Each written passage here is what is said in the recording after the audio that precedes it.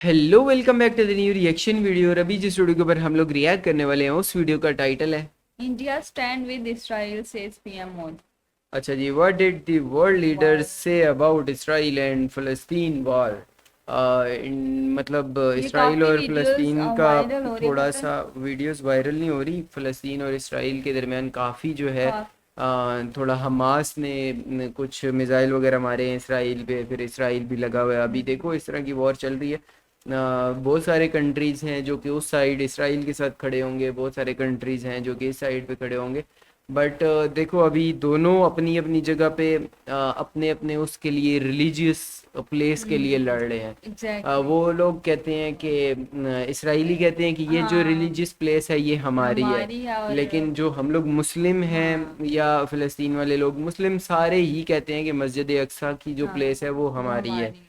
तो बट खैर, देखते हैं, स्टार्ट करते हैं वीडियो को। और इस वीडियो में क्या है बेसिकली, इंडिया किस साइड पे स्टैंड करे और क्या क्या वर्ल्ड अफेयर्स। नमस्कार and welcome you all to world affairs. मैं हूं प्रशांत धवन। नाउ आप अगर इंडिया का स्टांस देखो इसराइल और फिलिस्तीन वॉर में, तो हमेशा हम काफी हद तक न्यूट्रल रहे हैं, मगर इस बार इंडिया प्रॉपरली खड़ा हुआ है इसराइल की तरफ। इंडिया ने ऑन रिकॉर्ड ये कहा है कि Israel we stand with you. और इस वीडियो में हम जानेंगे कि दुनिया हाँ, के जो बाकी खुल के देश हैं, सामने। US, Russia, China, UK, Pakistan, इन सब ने क्या कहा है इसराइल फिलिस्तीन वॉर को लेकर। बहुत ही इंटरेस्टिंग वीडियो होगी, मगर सबसे पहले ये जान देखो पाकिस्तान में इस टाइम पे गवर्नमेंट जो है वो एक ऐसी गवर्नमेंट है जिसका कुछ अता पता नहीं है। बाकी लोग जो हैं, हम लोग पाकिस्तान का कोई बच्चा बच्चे से लेकर बड़े तक, कोई भी, पहली बात कि पाकिस्तान एक्सेप्ट ही नहीं करता कि इसराइल नाम का कोई कंट्री भी है। ठीक है, हम लोग नहीं मानते, और ना ही इसराइल ये मानता है कि पाकिस्तान नाम का कोई कंट्री है। ठीक है, एग्जैक्ट। तो हम लोग तो वैसे मानते ही नहीं है। बाकी हम लोग खुल के, भाई हम लोग फ़लस्तीन के साथ हैं। जब मैं ये वीडियो रिकॉर्ड कर रहा हूं, ये बताया जा रहा है कि 500 से ऊपर लोग ऑलरेडी इसराइल फिलिस्तीन वॉर में मर चुके हैं, और ये नंबर ऑब्वियसली बढ़ने वाला है। ये वॉर स्टार्ट करी है फिलिस्तीन ने, एक्चुअली हमास कहना चाहिए।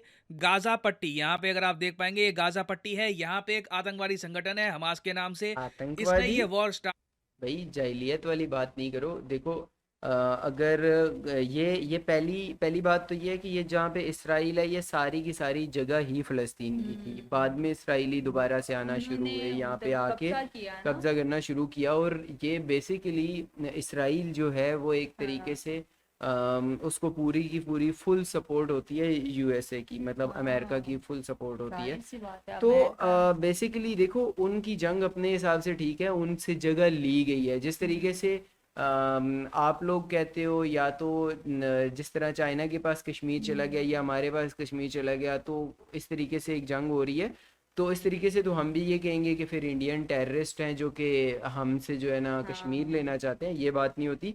बेसिकली यहाँ पर ये है कि दो कंट्रीज़ की आपस में सिर्फ आपस फाइट्स में जंग इसलिए है, है कि वो जो जगह को लेके जगह है को ना। लेके, वो जो एरिया जंग है। है जिसमें वो दो मस्जिदें हैं। एक तो डोम ऑफ द रॉक है, एक मस्जिद है, और दूसरी मस्जिद अक्सा है। तो उनको लेके जगह को है। करी है, बट इसराइल मोस्ट प्रोबब्ली ये वॉर खत्म करेगा। अभी के लिए मैं आपको ये बता दूं कि इसराइल ने पूरी गाजा पट्टी को एक मिलिट्री जोन डिक्लेयर कर दिया है। यहाँ पर इलेक्ट्रिसिटी, पानी, खाने की सप्लाई सब कुछ कैंसिल कर दिया। नहीं तो वैसे आप अगर देखें तो गाजा पट्टी को लिटरली इसराइल पालता था। जो यहाँ पे इलेक्ट्रिसिटी जाती थी वो इसराइल से जाती थी, पानी की सप्लाई जाती थी इसराइल से। तो अगेन हमास ने सडनली इसराइल पे जो ये अटैक किया है 5,000 रॉकेट्स का, इन दी एंड ना, इसका सबसे ज्यादा नुकसान होगा गाजा के आम लोगों पर। जो इनोसेंट लोग हैं वो सबसे ज्यादा सफर करने वाले हैं। और वैसे मैं यहाँ पर ऐड कर दूं कि ये वॉर सिर्फ गाजा और इसराइल तक सीमित नहीं है, लेबनान भी शामिल हो चुका है। यहाँ पे अगर आप देख पाओगे इसराइल के नॉर्थ में आपको दिख जाएगा लेबनान। लेबनान में एक ग्रुप है हिजबुल्ला। हिजबुल्ला की तरफ से भी इसराइल पे अटैक हुआ है, और इसराइल ने हिजबुल्ला के अगेंस्ट भी जवाबी कार्रवाई स्टार्ट कर दी है।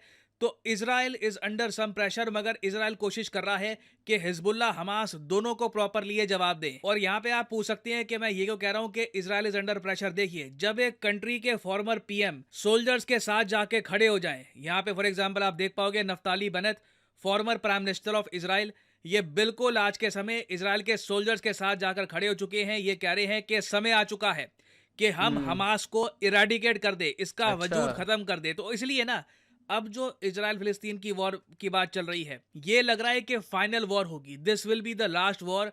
ऑलरेडी हमास कह चुका है कि the battle to end the last occupation on earth. देखो, हमास के हिसाब से इजराइल एक ऑक्यूपायर है, ये जाहिर आखिरी सी बात है ऑक्यूपेशन ये। है धरती की, बाकी सब ऑक्यूपायर्स हट चुके हैं, बस इजराइल बचा है इनके हिसाब से। तो ये लोग चाहते हैं कि एक फाइनल वॉर करके इजराइल को हटा दें। इजराइल ऑब्वियसली ये चाहेगा कि एक फाइनल मिलिट्री ऑपरेशन करके हमास को ये लोग इरेडिकेट कर दे। और इस सब के बारे में वर्ल्ड लीडर्स ने क्या रिएक्शन दिया है? पीएम मोदी की ट्वीट मैं कहूंगा सबसे इंटरेस्टिंग थी, दुनिया में सबसे ज्यादा वॉच्ड ट्वीट थी इस टॉपिक के बारे में। यहाँ पे आप देख पाओगे नरेंद्र मोदी जी, इंडिया के पीएम, ने ये कहा है कि मैंने बहुत ये ज्यादा चेक शॉक्ड करो हूं ना, by the news of terrorist attacks in Israel. ये एक थोड़ी सी, चलो ठीक है, ये हर लीडर अपने अपने हिसाब से बात करेगा, वो अपनी दोस्ती को देखेगा। इसराइल के साथ इंडिया की बहुत अच्छी दोस्ती है। इंडिया आज टेररिस्ट बोल रहा है, मतलब उस उन लोगों को जो कि अपने हक के लिए, अपनी जगह के लिए लड़ रहे हैं। बेसिकली ये इंडिया ने ऐसे बहुत सारे लोगों को इस तरीके से टेररिस्ट करके ही बोला है।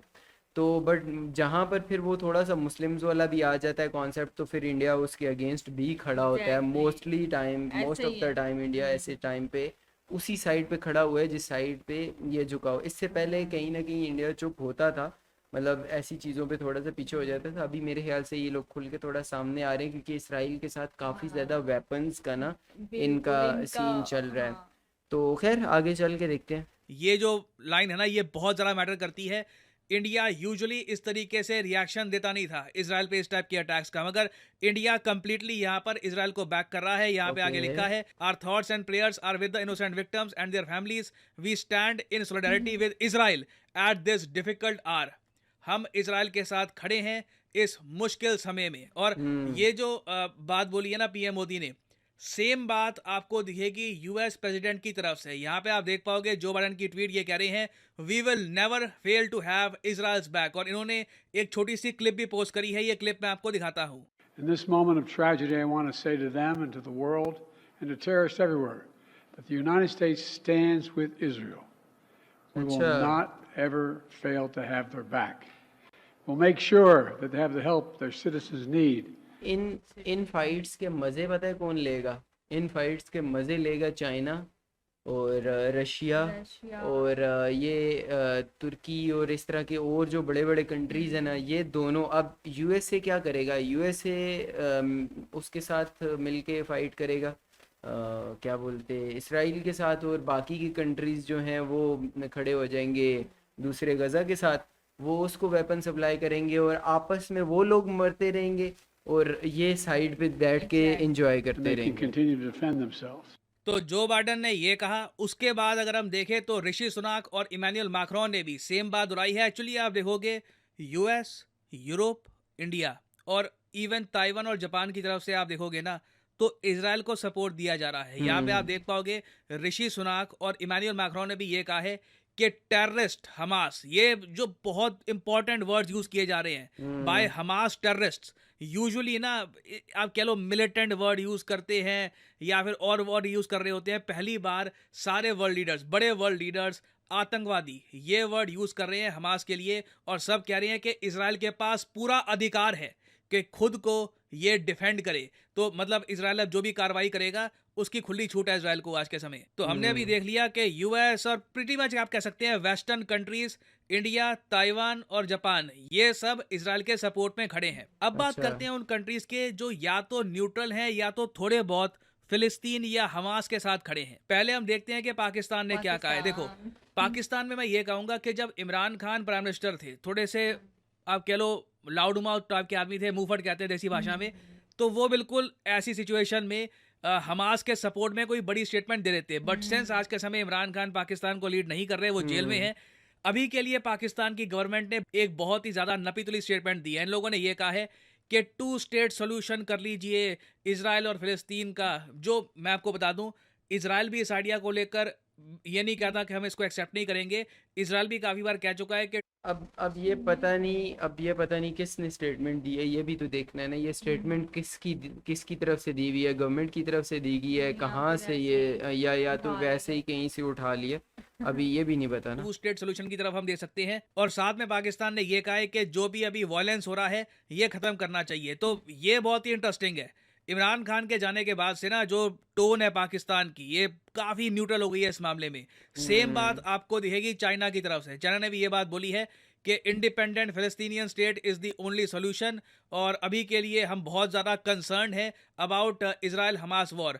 आप मेन डिफरेंस ये देखोगे यूएस, इंडिया, फ्रांस, यूके की स्टेटमेंट और पाकिस्तान चाइना की स्टेटमेंट में, कि पाकिस्तान चाइना की स्टेटमेंट में ना ये लोग ये नहीं कहते कि इजराइल पे अटैक हुआ है या फिर इजराइल के हम साथ खड़े हैं वगैरह। ये लोग बहुत ज्यादा न्यूट्रल स्टांस रख इसराइल रहे के हैं, साथ तो हमने खड़े जबकि होना ही सिंस नहीं है। पहला अटैक इजराइल पे हुआ है ना, तो बनता है कि इजराइल को आप सपोर्ट करें। बट ये लोग आपके लिए फिलिस्तीन के न्यूट्रल साथ हैं, हमने बट खड़े थोड़े होना बहुत है। झुके हुए हैं तो अटैक टुवर्ड्स पहला हमास। फिर अगर हम बात करें रशिया की, फलस्तीन। अब रशिया के बारे में क्या कहूँ। रशिया देखिए बिल्कुल ये कह चुका है कि इमीडिएटली सीज फायर करो, जो भी वायलेंस हो रहा है इसको खत्म करो। But at the same time मैं यहाँ पे आपको ये भी कह दूं, पिछले कुछ सालों में ना हमास और रशिया की जो नज़दीकियां हैं ये थोड़ी बहुत बड़ी हैं।